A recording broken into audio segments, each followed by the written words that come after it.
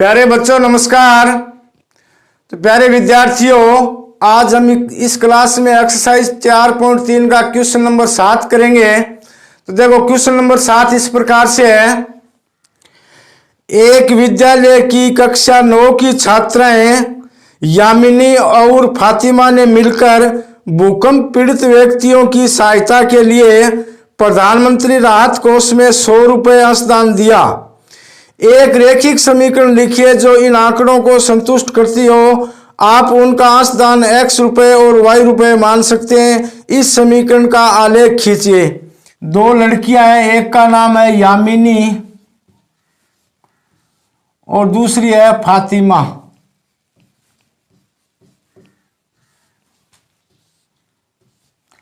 इस क्वेश्चन में यह दे रखा है आपको कि दो लड़कियां यामिनी और फातिमा, इन दोनों ने क्या किया है कि भूकंप पीड़ित यानी सहायता कोष में दोनों ने कुल मिला के 100 रुपये का अंशदान दिया है। कितने रुपए का दिया है? 100 रुपये का अंशदान दिया है।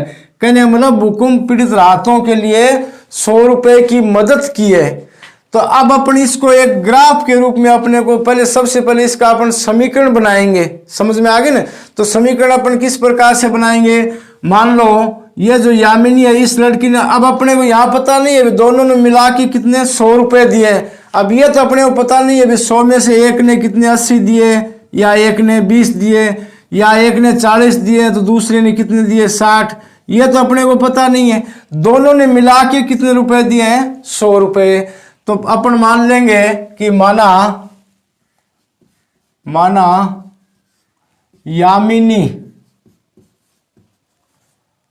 यामिनी ने अंशदान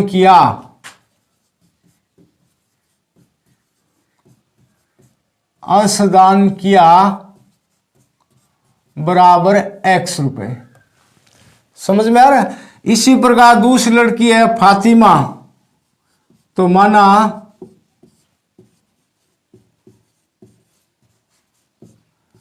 फातिमा ने अंशदान किया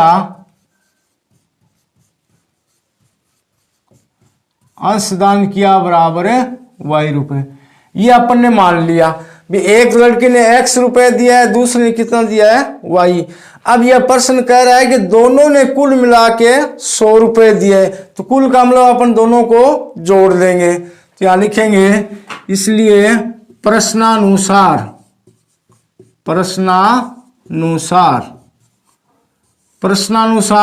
दोनों ने कुल कितने रुपए दिए हैं? 100 रुपए। यानी x प्लस वाई बराबर क्या हो गया? 100। ये अपने को दो चरों वाला एक रैखिक समीकरण प्राप्त हो गया। अब अपन इसमें किस प्रकार करें? जैसे पीछे वाले सवालों में करते थे उसी तरह से सबसे पहले क्या करेंगे? इसका पक्षांतरण कर लेंगे। तो पक्षांतरण इस प्रकार से करेंगे। देखो x बराबर 100 और ये y इधर आते क्या हो गया? माइनस। यानी x और y दोनों में से एक को अपन इस साइड में कर लेंगे। ये अपन ने अपनी सुविधा के लिए किया, आपको समझाने के लिए, ताकि सवाल एकदम इजी हो जाए। आप अगर इसको इसी प्रकार रख के भी मान रख सकते हैं तो भी कोई दिक्कत नहीं है, मान तो उतना ही आएगा। तो अब ये समीकरण को अपन इस रूप में लिख लेते हैं, x बराबर 100 माइनस y। अब इसमें देखो अपन y का मान यहाँ रखेंगे तो x का मान अपने आप प्राप्त हो जाएगा। इसमें प्यारे बच्चों एक बात का आप ध्यान रखो, ये जो मान दे रखा है ये मान बड़ा है। 100 है ना, ये 100 मान क्या है? बड़ा। अगर इस प्रकार से जैसे मान लो 1 2 3 4 5 या इस प्रकार से 10 तक हो तो वो मान क्या होता है? छोटा होता है। अब ये मान क्या है? 100 बड़ा है। तो इसमें अपन y की जगह 1 2 3 4 5 तो रखेंगे नहीं, y की जगह भी अपने को क्या मान बड़ा रखना पड़ेंगे। दूसरी बात, अपन जो ग्राफ पे अंकित करेंगे यानी इस समीकरण का अपन आलेख बनाएंगे तो उसमें अपने वो पैमाना है वो भी क्या है? बड़ा मानना पड़ेगा। जैसे मैं यहाँ आपको ग्राफ बना देता हूं। पहले इस प्रकार से मान लो दो सरलरेखाएं खींच ली पहले। अब इसके ऊपर जो अपन पैमाना अंकित करेंगे वो किस प्रकार से करेंगे? तो मान लेते हैं कि पैमाना क्या मानेंगे? एक बड़ा खाना एक बड़ा खाना बराबर 20 इकाई मान लेंगे। कितना मानेंगे? 20 इकाई। एक बड़ा खाना बराबर 20 इकाई। दोस्तों, अगर आप रीट की तैयारी इंडिया के टॉप एजुकेटर से करना चाहते हैं तो अनअकैडमी पे रीट लेवल फर्स्ट और रीट लेवल सेकंड के एसएसटी और मैथ साइंस के लिए ऑनलाइन क्लासेस शुरू कर दी गई है, जहां आपको इंडिया के टॉप एजुकेटर से 3 महीने के अंदर रीट लेवल फर्स्ट और रीट लेवल सेकंड की तैयारी करवाई जा रही है, जहां आपको डेली क्लासेस के साथ पीडीएफ नोट्स और वीकली टेस्ट भी प्रोवाइड करवाए जा रहे हैं। तो इसके लिए आप आज ये प्ले स्टोर पे जाके अनअकैडमी लर्निंग ऐप को डाउनलोड कर लीजिए, या इसका लिंक आपको नीचे डिस्क्रिप्शन बॉक्स में मिल जाएगा। तो आप वहां से अनअकैडमी ऐप को डाउनलोड करके सिंपली आपको मोबाइल नंबर के साथ यहाँ पे रजिस्टर्ड हो जाना है। इसके बाद में आपसे गोल पूछा जाएगा, तो आपको स्टेट पीसीएस के अंदर आरपीएससी को सिलेक्ट कर लेना है।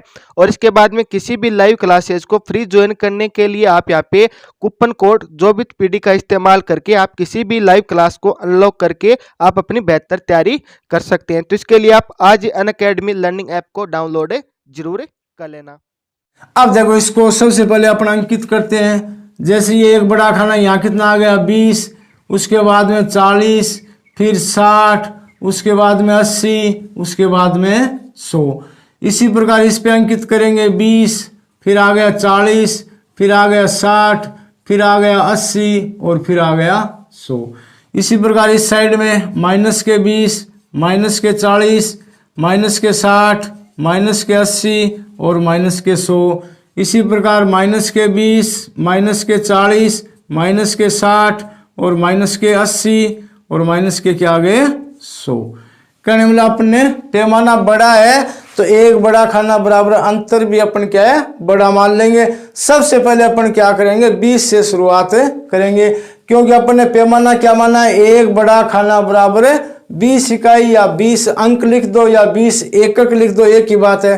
तो पहले खाने, पहला जो बड़ा खाना वहां कितना लिखेंगे?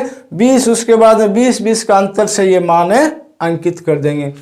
अब देखो, ये समीकरण है x बराबर 100 माइनस से y। अब अपन क्या करेंगे? कम से कम 2 या 3 मान इसके निकाल लेंगे। तो पहले अपन y बराबर क्या रखेंगे? 0 रखेंगे। y बराबर क्या रखेंगे? 0। अब 0 रखने से ये मान 0 हो गया, तो x का मान कितना आया? 100। तो एक मान तो ये आ गया।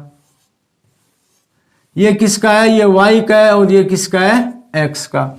अब देखो, यहाँ 1 रखेंगे, 2 रखेंगे, इससे तो काम नहीं चलेगा क्योंकि मान बड़ा है। तो इसका अपन y का मान क्या? सीधा 20 रख लेंगे या 40 रख लेंगे। जिस प्रकार से ये जो अपन नंबर अंकित किए ना, उसी हिसाब से रख लेंगे, ताकि अपने वो ग्राफ बनाने में कोई असुविधा नहीं हो।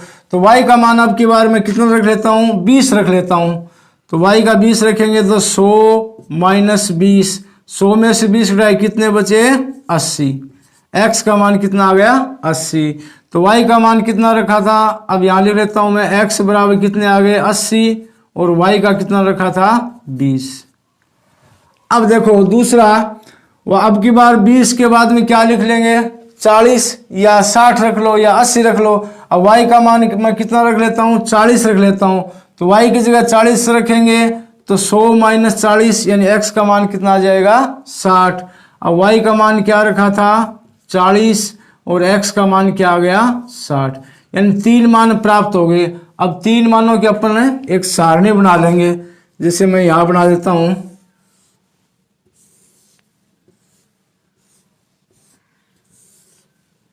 ये तो क्या हो गया? x, और ये क्या हो गया? y। अब सबसे पहले y का मान 0 रखा था, x का मान कितना आया था? 100। x का है 100, तो y का क्या है? 0। अब उसके बाद दूसरा मान देखो, x का कितना? 80, y का कितना है? 20। x का 80 रख दिया, y का कितना रख दिया? 20। अब इसी प्रकार तीसरा है, x का कितना है? 60, y का कितना है? 40। x का 60 और y का 40। अब ये 3 मान सारणी में रख लिए। अब इस सारणी वाले जो मान है वो अपन इस पे अंकित करेंगे। तो देखो, सबसे पहले x बराबर कितना है? 100, y का मान क्या है? 0। तो x पे 100, देखो ये बिंदु रहा x पे 100। अब y का मान 0, इसका मतलब अपने को नहीं तो ऊपर जाना है, नहीं नीचे जाना है। तो पहला बिंदु वो हो गया। अब उसके बाद दूसरा है x बराबर 80, y बराबर 20। अब x बराबर 80 देखो ये रहा, और इसके संगत y का मान कितना है? 20, ये रहा है। इस पर यहाँ ये आ गया दूसरा। अब तीसरा है x बराबर 60 और y का कितना है 40। तो x का 60 देखेंगे तो ये रहा x का 60। अब इसके संगत y का 40 ये यहाँ है, इसके सिद्ध में ये यहाँ आ जाएगा। 3 बिंदु हो गए। आप 2 भी रख सकते हो, कोई दिक्कत नहीं है, लेकिन मैंने क्या इस हर एक सवाल में 3 ही आपको बताए हैं।